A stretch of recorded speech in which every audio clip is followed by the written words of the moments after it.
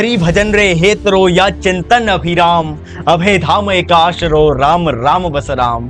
जय गुरु महाराज रीसा सदियों से राजस्थान संतों की साधना भूमि, सूरवीरों की शौर्य भूमि और श्रद्धालुओं की आस्था भूमि रही है। सैकड़ों कोसों तक फैले रेत के विशाल समुद्र में तपती, सुलगती और दहकती इस मरु माटी में एक गुरु गादी का तप हमें निरंतर आकर्षित करता जा रहा है। वो है अभय धाम, जहां की माटी के कण कण में सिर्फ एक ही शब्द गुंजायमान होता है, राम ही राम, राम ही राम। जी हाँ दोस्तों, आज हम बात करने वाले हैं अभय धाम की ऐतिहासिक गौरव गाथा के बारे में।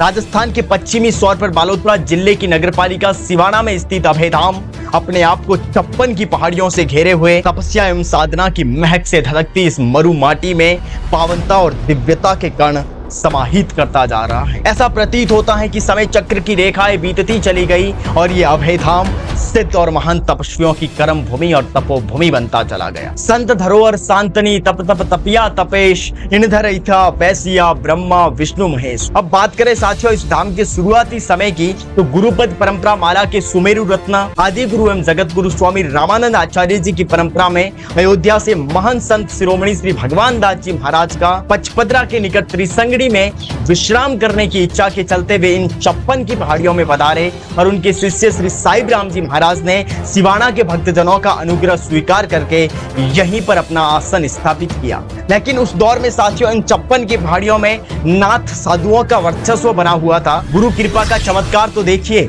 श्री साईं राम जी महाराज की तपस्या के आगे सभी नाथ साधु श्रद्धा भाव से नतमस्तक हो गए। परम आदरणीय महान संत शिरोमणि श्री साईं राम जी महाराज ने सिवाना में गुरु गादी स्थापित करने के बाद सिवाना ग्राम में 4 भुजा मंदिर के द्वार पर हनुमान जी महाराज की एक विशाल प्रतिमा स्थापित करने जैसे कई धार्मिक कार्यों को महत्वता देते हुए अपना अधिकांश समय माला के जाप के जरिए ईश्वर भक्ति में लीन रहने के साथ गुजारा। और फिर आगे चलते विक्रम संवत 1902 पोषवदी तृतीया को विशाल भक्त समुदाय के समक्ष प्रभु नाम का स्मरण करते हुए जीवित समाधि धारण कर आपने अपनी पंचभूतात्मक ही लीला को ईश्वर समर्पित कर दिया। प्रत्यक्षदर्शियों के अनुसार आपके समाधि लेने से पूर्व भक्तों ने गुरु गादी परंपरा को अखंड रखने के लिए आपसे उत्तराधिकारी नियुक्त करने की घोषणा की, लेकिन गुरु महाराज ने कहा मेरा उत्तराधिकारी अभी कुछ ही समय में आ रहा है। और वहां उपस्थित सैकड़ों लोग आपकी ऐसी भक्ति भावना से अभिभूत हो गए और यकीन मानिए कुछ ही देर में श्री भीमाराम जी महाराज दौड़ते हुए आए और गुरुवर ने अपनी गादी और झोली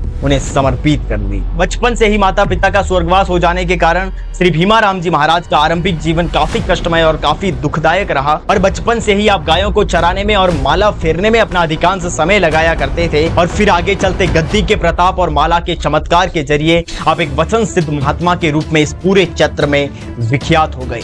आप भी अपने गुरुवर की तरफ पहाड़ों में विचरण करने के शौकीन थे। आपके समय काल में सिवाना ग्राम वासियों ने आपकी परीक्षा लेने के लिए आश्रम के बाहर एक मृत बच्चे की लाश रखी और आपसे उस बच्चे को ठीक करने की प्रार्थना की। आपने बच्चे को आवाज दी और आपकी तपस्या की करामात से बच्चा खड़ा होकर रोने लग गया और वहां उपस्थित सारे लोग आपका जयघोष लगाते हुए आपको देखते ही देखते रह गए। और आपने भविष्य में साधुओं की इस तरह से परीक्षा ना लेने का आदेश देकर आप पहाड़ों में चले गए और भक्तों के काफी अनुन्य विनय के बाद आप आश्रम वापस पधारे। और फिर आगे चलते जयघोष की ध्वनि, प्रभु के कीर्तन और भक्तों की भीड़ के बीच आपने अपने शिष्य श्री शालिग्राम जी महाराज को अपनी गद्दी का दायित्व सौंपकर विक्रम संवत 1945 मार्गशीर्ष सुदी चतुर्थी को आप जीवित समाधि में समाधिस्थ हो गए। मारवाड़ की सीमा के पास स्थित बीकानेर जिले के सरखड़ा गांव में अवतरित होने वाले श्री शालिग्राम जी महाराज भी एक वचन सिद्ध महात्मा हुए, जिन्होंने चप्पनिया काल की पहले से ही घोषणा कर गायों आदि के लिए चारे का प्रबंध करवा लिया था। मुंह से कभी कठोर वचन नहीं कहने की इस गुरु गादी परंपरा के चलते कुछ दुसाहसी लोगों ने श्री शालिग्राम जी महाराज द्वारा समाधि लेने की इच्छा प्रकट करने पर चयनित स्थान पर समाधि खुदवाने का विरोध प्रकट किया। आपने विरोध करने वालों की बात को स्वीकार कर 1 वर्ष बाद समाधि लेने का निश्चय किया, लेकिन उस 1 वर्ष के दौरान विरोध करने वालों के पूरे परिवार ही समाप्त हो गए। फिर आगे चलते विक्रम संवत 1970 मार्गशीर्ष वदी द्वादशी यानी 12 के दिन आपने अपने शिष्य परम पूज्य श्री मनसाराम जी महाराज को गुरु गद्दी का दायित्व सौंपकर आप जीवित समाधि में लीन हो गए। सिवाना गुरुगादी परंपरा में परम आदरणीय श्री मनसाराम जी महाराज मूलतः सिवाना के ही निवासी थे। ऐसा कहा जाता है कि इनके पिताजी श्री स्वाई सिंह जी दीर्घ काल से संतान सुख से वंचित थे और उन्होंने अपनी व्यथा की कथा कई बार गुरुवर श्री शालिग्राम जी महाराज के चरणों में अर्पित कर रखी थी। दुखारी और कल्याणी मनोवृत्ति के चलते श्री शालिग्राम जी महाराज ने एक बार परिहास के स्वर में पूछा, जे थारे टाबर विया तो मने काई देई, अगर तुम्हारे संतान हुई तो मुझे क्या देगा। और इस प्रत्युत्तर पर स्वाई सिंह जी भाव विभोर हो गए। चमत्कार प्रारंभ होने लगा। श्री स्वाई सिंह जी अपनी पहली संतान को लेकर श्री शालिग्राम जी महाराज के चरणों में पहुंचे, लेकिन शालिग्राम जी महाराज ने इस संतान को स्वीकार नहीं किया। इस प्रकार क्रमशः 3 बार अस्वीकृति मिलने के बाद चौथी संतान के रूप में श्री मनसाराम जी महाराज विक्रम संवत 1946 में अवतरित हुए और गुरुवर श्री शालिग्राम जी महाराज ने इस चौथी संतान को स्वीकार कर लिया। बचपन से ही गुरु महाराज श्री मनसाराम जी महाराज का झुकाव साधु संतों की तरफ रहा और जिस दिन आप गुरु महाराज के अत्यंत निकट संपर्क में आए उस दिन तो आप घर चले गए, लेकिन दूसरे दिन आप बकरियां चराने की लकड़ी वहीं पर डाल आप आश्रम में आ गए और उसके बाद आपने घर जाने का नाम तक नहीं लिया। और तत्काल ही गुरु महाराज श्री शालिग्राम जी महाराज ने आपको अपने शिष्य के रूप में स्वीकार कर लिया। और अभी शिष्य के रूप में स्वीकार किए कुछ ही समय बीता था कि आप पर अत्यंत गुरुत्व भारा पड़ा और श्री शालिग्राम जी महाराज के समाधिस्थ होने के बाद आपने अपने गुरु भाई श्री हरिराम जी महाराज के साथ मिलकर मंदिर की व्यवस्था को सुचारू रूप से बनाए रखा। परम आदरणीय श्री मनसाराम जी महाराज उच्च कोटि के महान तपस्वी हुए और शीघ्र ही आपके तप और तेज की महक दूर दूर तक फैल गई और बड़ी संख्या में भक्तगण आपके दर्शनार्थ हेतु सिवाना आने लगे और आपके प्रताप से ही आश्रम के भक्त भाविकों में उत्तरोत्तर वृद्धि हुई, जिसके फलस्वरूप सिवाना कस्बे का नाम सर्वत्र मशहूर हो गया। आपने सिवाना के अतिरिक्त पाटोदी, पचपदरा, जसोल, कुंडल, समदड़ी और भीमगोड़ा जैसे स्थानों पर चातुर्मास कर आश्रम की ख्याति में अपार वृद्धि की। और साथियों आपको बता दें कि अमर गुरु श्री मनसाराम जी महाराज ने अपने जीवन काल में संपूर्ण कुंभ मेले को महाप्रसादी भी करवाई थी। स्वर्गासु सवियान बड़ो जीवित समाधियां पंस, कुंभ मेड़ो त्रिपत करियो नमो नमो गुरुवंश। फिर आगे चलते विक्रम संवत 2020 में आपने समाधि लेने का निश्चय किया, लेकिन कुछ शासकीय अड़चनों के चलते समाधि को कुछ दिनों तक टालकर 5 दिनों बाद श्रावणवदी चतुर्दशी गुरुवार के दिन आप जीवित समाधि में समाधिस्थ हो गए। गुप्त रखने के प्रयत्नों के बाद भी हजारों की संख्या में भक्तगणों ने आपकी समाधि के दर्शन किए और आपने समाधि लेने से 5 मिनट पहले अपने शिष्य श्री अभयराम जी महाराज के सर पर हाथ रखकर अपनी गद्दी का दायित्व उन्हें सौंप दिया। राजस्थान के जालोर के आलावास नामक गांव में श्री अभयराम जी महाराज का अवतरण हुआ। इनके बचपन का नाम श्री उम्मेद सिंह था और बचपन से इनकी रुचि गायों को चराने में और माला फेरने में रहती थी और युवा काल तक आते आते आपने अपने गांव के पास डोंडियाली के पहाड़ों में श्री मल्लीनाथ जी महाराज के मंदिर में राम नाम का जाप शुरू किया और कई वर्षों तक केवल बकरियां और गायों के दूध पर जीवन यापन करने के कारण आपका शरीर काफी निर्बल हो गया और आपके शरीर की निर्बलता को देखकर आपके परिवारजन काफी चिंतित हुए, जिसके चलते वे आपको गुरुवर श्री मनसाराम जी महाराज के पास लेकर आए और आपने तत्काल ही गुरुवर श्री मनसाराम जी महाराज से विक्रम संवत 2017 में दीक्षा ले ली और गुरुवर ने आपको शरीर नहीं गलाने का निर्देश दिया और उसी दिन से आपने अन्न ग्रहण करना स्वीकार किया। श्री अभयराम जी महाराज ने गद्दी का दायित्व संभालते हुए कई महत्वपूर्ण निर्माण कार्य करवाए, जिसमें पचपदरा बगेसी, समदड़ी में पीपाजी महाराज का मंदिर, मोकलसर में धर्मशाला और पचपदरा में गोपाल जी के मंदिर के साथ साथ सिवाना में आपने मां आशापुन्ना का मंदिर भी बनवाया। मां आशापुन्ना ने गुरुवर को साक्षात दर्शन देकर उन्हें अपनी तलवार भेंट की थी और सर्व संकल्पों के पूरे होने का वरदान भी दिया था। और आगे चलते गुरु महाराज ने मां आशापुन्ना, मां सच्चियाय माता, मां सरस्वती माता, श्री लक्ष्मी नारायण और रिद्धि सिद्धि सहित गजानन जी महाराज के साथ ही काले गोरे भैरव और माताजी के वाहन सिंह की भव्याति भव्य और दिव्याति दिव्य प्राण प्रतिष्ठा करवाई, जिसमें सैकड़ों नहीं हजारों लाखों की संख्या में भक्त जनों का जन श्रद्धा का सैलाब उमड़ पड़ा। गुरु महाराज का वर्ष 1990-91 में चौमासा के लिए जोधपुर से अभयधाम आना अपने आप में एक चमत्कारी घटना थी।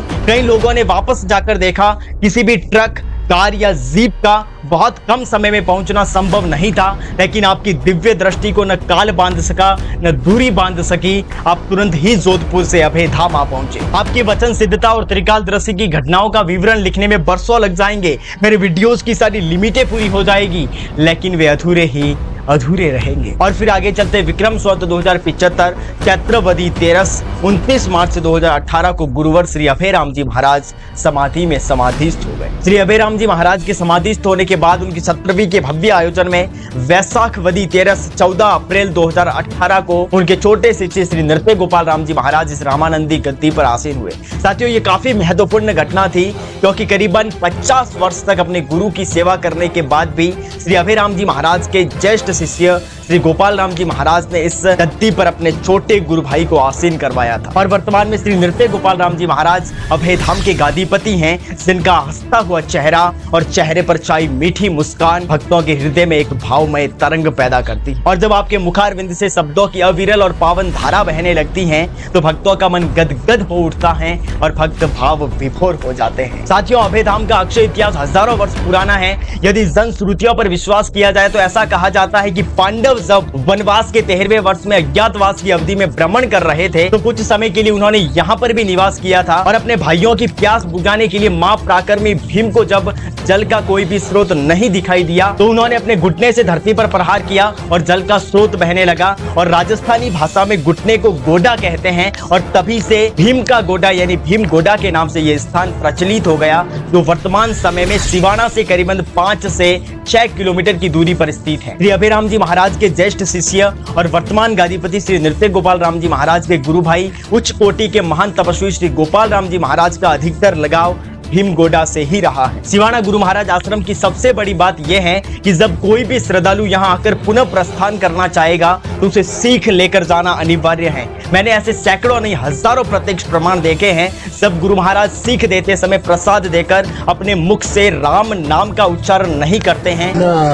तब तक कोई भी श्रद्धालु इस पावन धाम को नहीं छोड़ना चाहता है। भक्तों, इतिहास साक्षी है कि करीबन 79 गुरु पीढ़ियों की अटूट तपस्या और अखंड भक्ति के पुष्पमय वरदान के आलोक से ये गुरुगादी निरंतर लोक हितकारिणी प्रेरणा का अक्षय स्रोत रही है। और इस गुरुगादी के कई साक्षात चमत्कार देखने को मिले हैं जिन्हें सुनकर शायद आप सोचने पर मजबूर हो जाएंगे। एक गुरु भक्त अपने छोटे भाई को इंजीनियरिंग कॉलेज में भर्ती कराने गया। गुरु महाराज ने स्पष्ट कहा कि ये इंजीनियर नहीं बनेगा और 2 बार अलग अलग इंजीनियरिंग कॉलेजों में भर्ती कराने के बाद भी वो इंजीनियर नहीं बना और आखिर में जाकर वो बैंक कर्मचारी बना। एक बार गांव में भयंकर लपटों के साथ आग लगी। गुरु महाराज ने रेखा खींच दी और उसके बाहर आग की लपटें नहीं फैल सकी। ऐसे हजारों साक्षात चमत्कार हैं। गुरुवर के चमत्कारों का अंत ही नहीं है। एक बार जयपुर की एक भक्त बहन ने जिद की कि मुझे भगवान को देखना है और यकीन मानिए साथियों, गुरुवर ने सुबह 4 बजे उसे बुलाकर आकाश में देखने को कहा। आकाश में एक बड़ी थाली के आकार की वस्तु में आरती दिख रही थी। भगवान यही ज्योति स्वरूप है, ऐसा उपदेश देते हुए गुरुवर ने भगवान के दर्शन करवा लिए। तो दोस्तों, ये थी अभयधाम की ऐतिहासिक गौरव गाथा। वाकई ये ऐतिहासिक गौरव गाथा आपको अच्छी लगी हो तो गुरु महाराज के हर एक भक्तगण तक इस ऐतिहासिक गौरव गाथा को शेयर जरूर करें। और ऐसी ही ऐतिहासिक गौरव गाथाएं और देखने के लिए स्वरूपा हिस्ट्रिकल चैनल को सब्सक्राइब कर बेल आइकन को जरूर प्रेस करें। और यहाँ तक अगर इस ऐतिहासिक गौरव गाथा को आपने देखा है तो मुझे पूरा विश्वास है कि आप इस ऐतिहासिक गौरव गाथा को भी एक बार जरूर देखेंगे। बहुत बहुत धन्यवाद। जय गुरु महाराज रीसा।